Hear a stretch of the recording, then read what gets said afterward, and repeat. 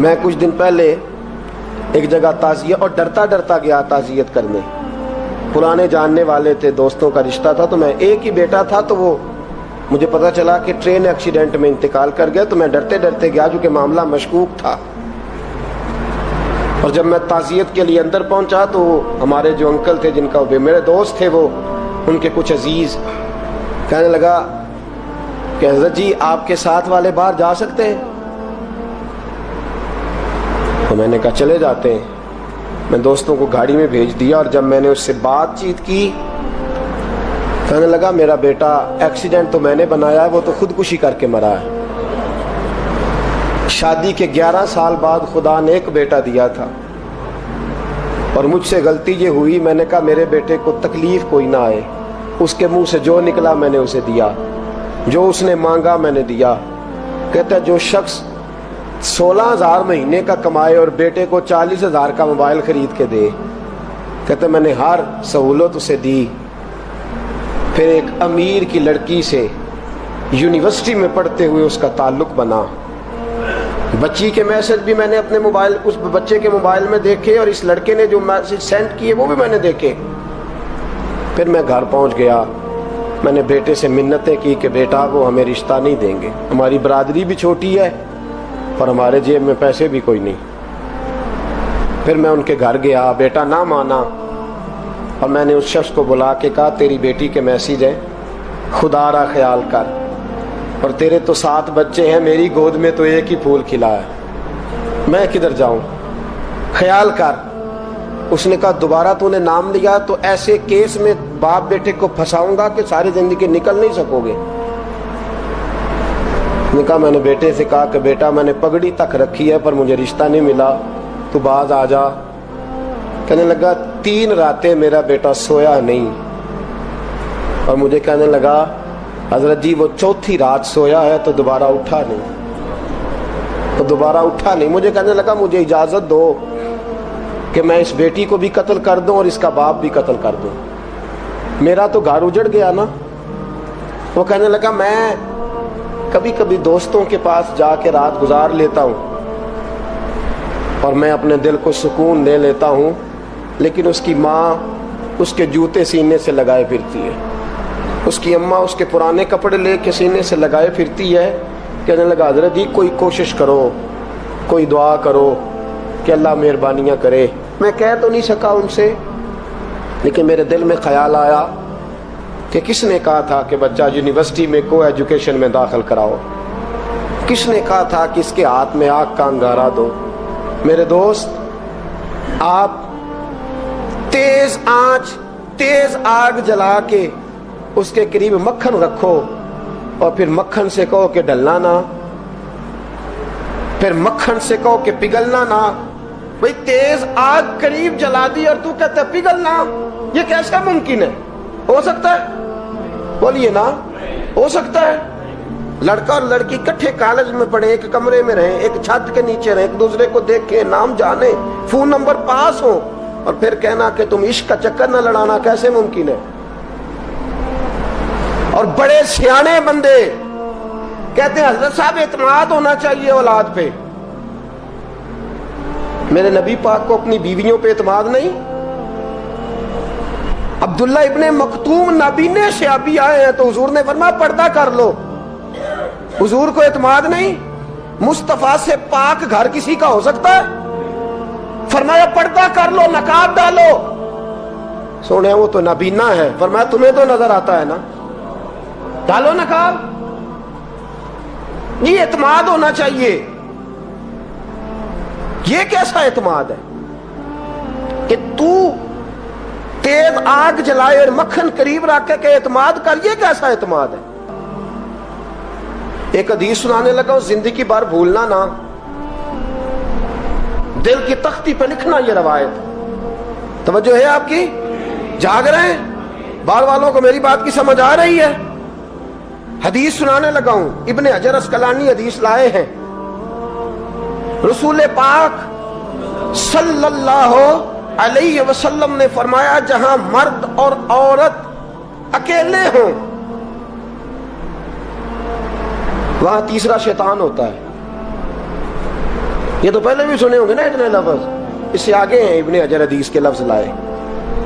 یا رسول اللہ صلی اللہ تعالی علیہ وسلم، مرد اور عورت اکیلے ہوں تو تیسرا شیطان ہوتا ہے؟ حضور نے فرمایا ہاں. عرض کی حضور اگرچہ وہ نیک ہو. جاگ رہے ہیں نا آپ لوگ؟ اگرچہ وہ جہاں مرد اور عورت اکیلے ہوں وہاں تیسرا شیطان ہوتا ہے. حضور اگر وہ نیک ہو لکھ لو دل کی تختی پر. میرے رسول نے فرمایا اگر عیسیٰ کی ماں مریم بھی ہو اور زکریا کا بیٹا یحییٰ بھی ہو تو میں ان دونوں کو بھی اکیلا بیٹھنے کی اجازت نہیں دے سکتا. فرمایا عیسیٰ کی ماں مریم جو رہی مسجد میں، پلی مسجد میں، جس کی پاکیزگی کا اعلان قرآن کر رہا ہے، عیسیٰ کی ماں مریم. اور فرمایا یحییٰ صرف نبی نہیں، نبی کے بیٹے بھی ہیں. زکریا بن یحییٰ. فرمایا اگر یہ دونوں بھی ہو، ایک نبی ہو اور ایک ولی ہو، مریم اور یحییٰ بھی ہو، مریم اور زکریا بھی ہو، فرمایا میں ان کو بھی اکیلے بیٹھنے کی اجازت ہے. تو کس نیکی اور پرہیزگاری کی بات کرتا ہے؟ تو کیسا پیر ہے اس کے پاس تنہائی میں بیٹھ کے بی بی اپنا دکھڑا سنا رہی ہے؟ تو کیسا مفتی ہے؟ اٹھا کے لے جا طریقتیں شریعتیں اور جا کے سنبھال لے اپنے جبہ اور دستار میں. وہ کوئی جبہ اور دستار نہیں، وہ گند ہے. اس لیے کہ جو نبی مریم سلام اللہ علیہا کو نبی کے پاس بیٹھنے کی اجازت نہیں دے رہے، وہ پیر کس بات کی مولی ہے جو بیبیوں کو بغیر پردے کے سامنے بٹھاتا ہے؟ اور تنہا بی بی کہتی ہے میرا دکھ سن لے، اس نے اجازت دی ہے.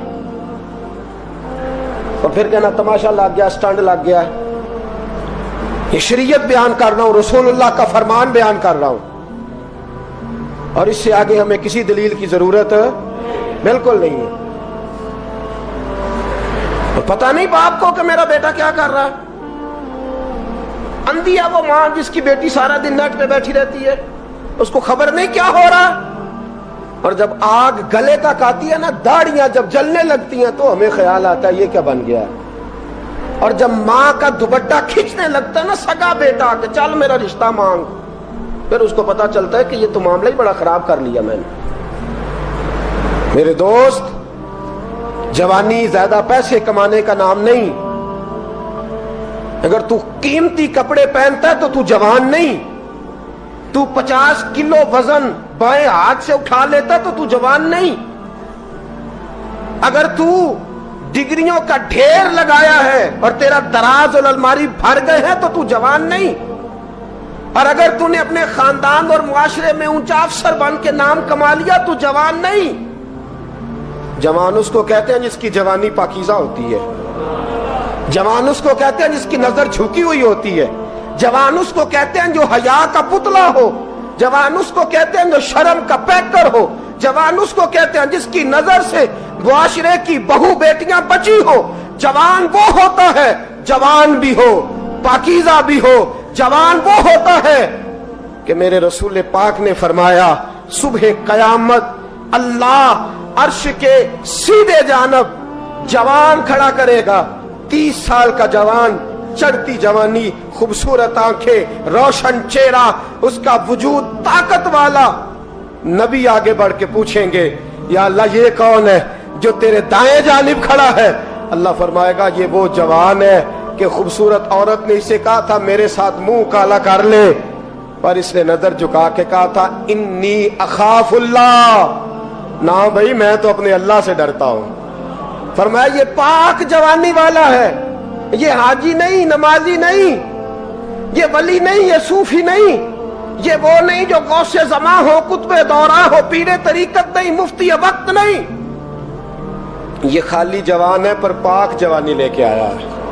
یہ خالی جوان ہے پر پاکیزہ جوانی لے کے آیا. یہ خالی جوان ہے پر اس کی نظروں میں حیا بڑی ہے. یہ پاک، یہ کیا تماشا لگ گیا عشق کا چکر. اور آج جتنی مصیبتیں کھڑی ہوئی ہیں اس عشق مجازی کے روگ نے کھڑی کر دی ہیں ہر جوان. ہمارا ایک بچہ تھوڑے دن پہلے اس علاقے کا محمد طیب نام کا شہید ہو گیا. وہ ایک کونے میں رہنے والا, ایک محلے میں ایک چھوٹے سے کونے میں رہنے والا بچہ تھا نا. میرے ساتھ دوست موجود ہیں. صبح سے لے کر ساری رات میں افسوس کرتا رہا میں جنازے میں کیوں نہیں گیا, میں جنازے میں کیوں نہیں گیا. وہ بچہ پاک فوج کا وہ شہادت اختیار کر گیا تو فخر سے سر بلند کر گیا اپنا. لیکن جو بی بی کے لیے ساری رات روتے رہتے ہیں وہ شہید ہو سکیں گے؟ جو ساری رات ٹھنڈ میں کھڑے ہو کے عورت کے ساتھ گفتگو کرتے رہتے ہیں اور جو سارا دن دل میں گند رکھتے ہیں بی بی کے لیے, ان کے ہاتھ میں تلوار آئے گی؟ یہ بہو بیٹیوں کی عزتیں بچا سکیں گے؟ عافیہ صدیقیہ جیلوں میں جل گئی امریکہ کی, اور وہ جب بھی خط لکھتی تھی کہتی تھی کوئی محمد بن قاسم نہیں بچا, وہ کہتی تھی کوئی شہاب الدین غوری نہیں بچا. اور وہ جب بھی, اب تو خیر اس کا ذہنی توازن ہی کام کرنا چھوڑ گیا, وہ بی بی جب بھی خط لکھتی تھی نا اہل پاکستان کو تو کہتی تھی پاکستان والوں بتاؤ کیا تمہارے اندر کوئی بھی خالد بن ولید کا ماننے والا نہیں؟ کیا کوئی نہیں تمہارے اندر جو علی کے نام کا نعرہ لگانے والا ہو؟ کوئی نہیں بچا جو فاروق اعظم کی سیرت کو فالو کرنے والا ہو؟ کوئی لاؤ جس کے ہاتھ میں تلوار ہو اور مجھے سمجھ آئے کہ یہ وہ ہے جو حسن اور حسین کا نام لینے والا ہے. کوئی نہیں بچا. اس لیے کہ گندگی دماغ میں, گندگی دل میں, گندگی روح میں تو اس کام کے لیے آیا تھا.